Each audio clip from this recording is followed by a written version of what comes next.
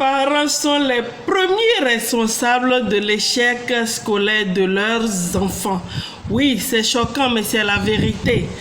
8 ans d'expérience d'accompagnement avec les apprenants en difficulté d'apprentissage, nous avons pu réaliser que le tort n'est pas aux enseignants ni aux enfants eux-mêmes, mais le tout dépend de l'éducation de base. C'est depuis la maison que l'enfant est déjà conditionné à l'échec.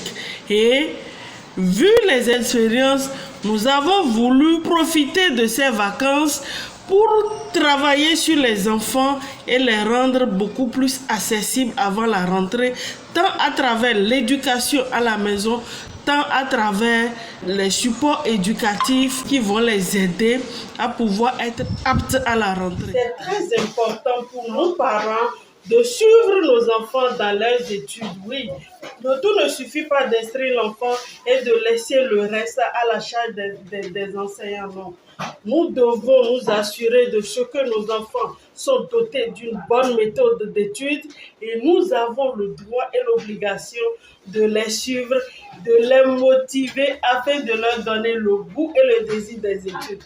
Il y en a certes qui manquent confiance en eux et c'est notre rôle à nous de leur donner confiance, de montrer combien de fois nous avons confiance en eux. Et vous allez voir, nos enfants, non seulement ils auront confiance en eux-mêmes, mais ils auront la volonté, la détermination, ce qui les amène à s'engager davantage dans les études.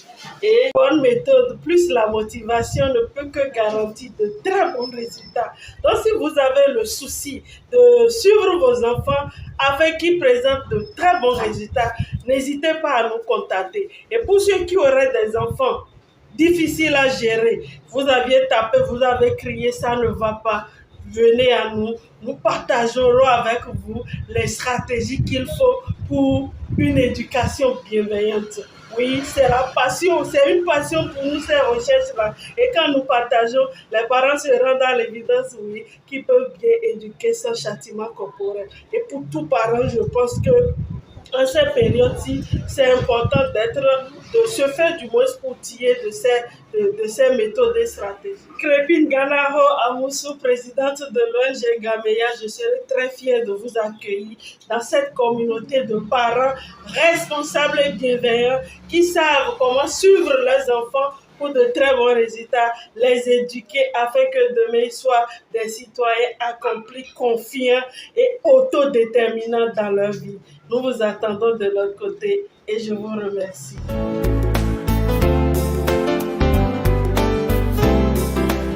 L'ONG Gameya, c'est une ONG qui m'a sauvé au moment où j'étais en difficulté. En effet, pratiquement à 4 ou 5 mois des examens du BEPC, ma fille n'arrivait pas à travailler seule et je m'inquiétais. Et c'est en ce moment que j'ai entendu parler de la dame, Madame Ganaho Amoussou. C'est là où on m'a dit de ne pas m'inquiéter, qu'elle peut m'aider à accompagner l'enfant pour la réussite au BEPC. Donc nous sommes rentrés dans le processus et elle a fait un cours de méthodologie. Ce cours de méthodologie a aidé ma fille à appréhender toutes les matières autrement. Et on ne pouvait pas espérer mieux puisque le résultat au BPC, elle a réussi à son BPC, elle a eu plus de 14 de moyenne. Sa photo est affichée dans son collège, au CS Sacré-Cœur, là, faisant partie des meilleurs qui ont réussi au brevet cette année-là. J'étais dans une situation, elle m'a aidé, je m'en suis sorti, et j'ai les résultats sous les yeux et je ne peux que la remercier. Donc si j'ai quelque chose à dire, c'est d'inviter les gens, tous ceux qui ont, les parents d'élèves, qui ont des enfants, qui veulent se faire accompagner, d'essayer ce programme de méthodologie avec Mme Ganaho, ils ne regretteront pas. J'ai connu l'ONG Gameya lors de nos AG au niveau du collège Sainte-Félicité de Calavi, où la promotrice, si je peux ainsi m'exprimer, Mme Ganaho, était parmi tant d'autres invités. Donc, elle nous a présenté son ONG, ce que faisait l'ONG. Donc, du coup, ça m'a sidéré. J'ai trouvé le travail qu'elle faisait très très formidable parce que à travers son développement, c'est qu'il n'y a pas d'enfants qui ne puissent pas étudier.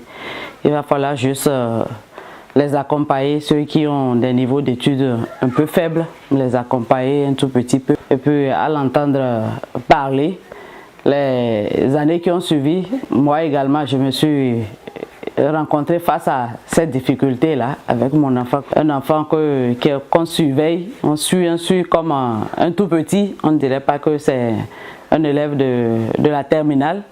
Donc là, il faut lui demander, elle va étudier avant qu'il n'étudie.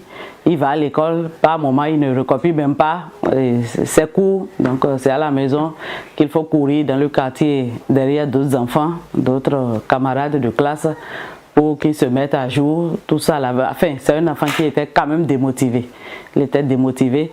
Donc je lui ai fait appel. Donc, et puis, sincèrement, ça a payé. J'ai un enfant en classe de 3e qui était au collège Père au Pied à Godomain. Il a du mal à se tirer d'affaire en mathématiques, en physique, en SVT. Ça n'allait pas, en allemand aussi ça n'allait pas. Donc il avait des répétiteurs. J'avais carrément pris des répétiteurs par matière pour lui parce que moi-même je n'ai pas le temps malheureusement pour m'occuper de lui, vérifier les leçons à chaque fois. Et on m'a parlé de l'ONG Gameya, c'est mon épouse qui m'en a parlé. Et donc j'ai sollicité l'ONG Gameya. J'ai fait arrêter tous les répétiteurs parce que c'était une exigence pour elle et j'ai accédé à cela. J'ai fait son expérience, je crois que le résultat a été positif, concluant. Mon fils qui était pratiquement l'avant-dernier de sa classe, et je vous assure, mon fils il a eu le BPC avec mention.